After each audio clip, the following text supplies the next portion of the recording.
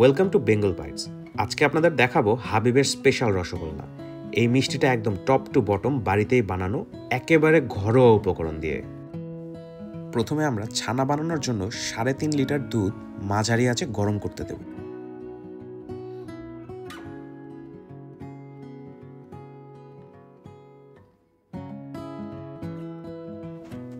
পাশাপাশি ছানা বানানোর জন্য 1 কাপ ভিনেগারের সঙ্গে 2 কাপ পানির একটা মিশ্রণ তৈরি করব।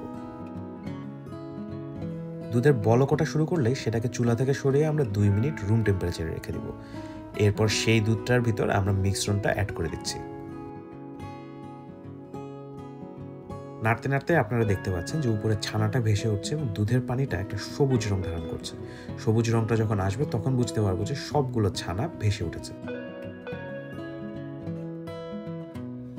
এবার একটা চিজ ক্লথ দিয়ে এই ছানার মিশ্রণটাকে আমরা ছেঁকে নিব এবং এর সঙ্গে এই ছানার মিশ্রণটাকে আমরা ট্যাপে একটু ধুয়ে নিব যাতে ভিনেগারের গন্ধটা চলে যায়।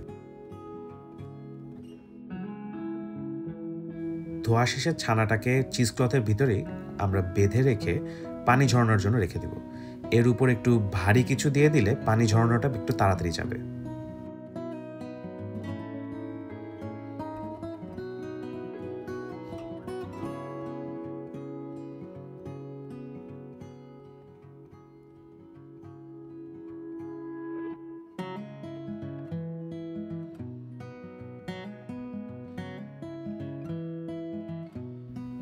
এবার ছানার এই দলাটাকে হাত দিয়ে আমরা গুঁড়ো গুঁড়ো করে নেব।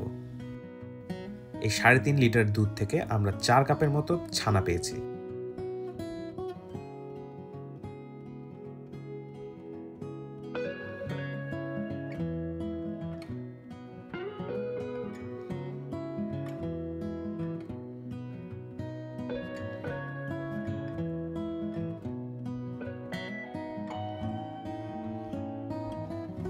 এবার আমরা 4 টেবিল চামচ চিনি, 3 টেবিল চামচ কর্নফ্লাওয়ার, 3 টেবিল চামচ ময়দা নেব, সঙ্গে 1 চা চামচ এলাচ গুঁড়া এবং 1 চা চামচ বেকিং পাউডার। এবার সবগুলো উপকরণ ভালো মতো মাখিয়ে সেটা ঘির ভিতর দিয়ে দেব।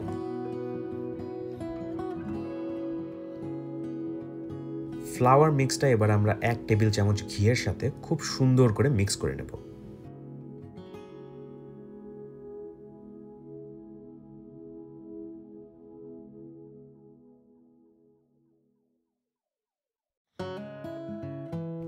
এবার মিষ্টির শিরা বানানোর জন্য আমরা 4 কাপ চিনি চুলায় নিয়ে নিব এবং তার সঙ্গে মিশাবো 8 কাপের মতো পানি।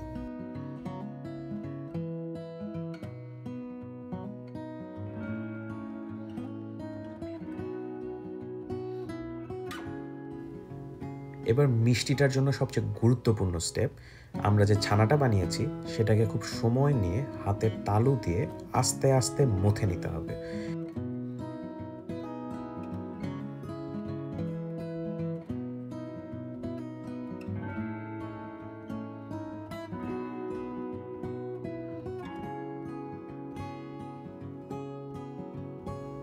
মথে নেওয়াটা ভালো হয়েছে কিনা তা চেক করার জন্য আমরা এটাকে একটা বলের মতো বানিয়ে নিতে পারি।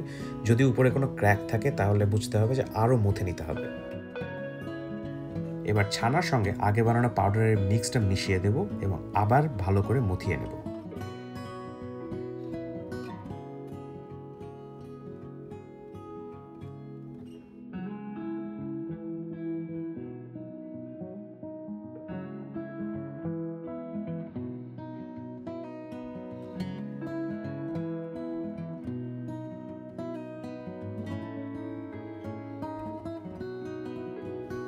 ভালো মতো মিক্স করা হলে এবার আমরা ছানার মিশ্রণটাকে দিয়ে ছোট ছোট বল বানাবো রসগোল্লার শেপ অনুসারে।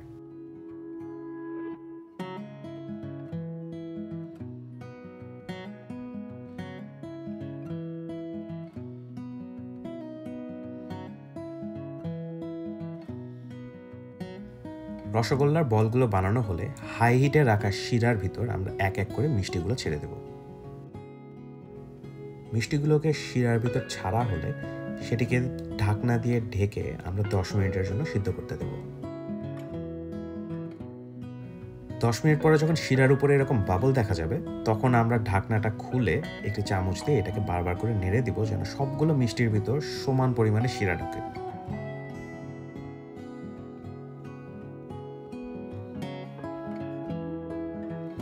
কিছুক্ষণ জাল দেওয়ার পর যখন আমরা দেখতে পাচ্ছি যে শিরার পরিমাণ একটু কমে গেছে, তখন আমরা অল্প অল্প করে গরম পানি ঢালতে থাকবো।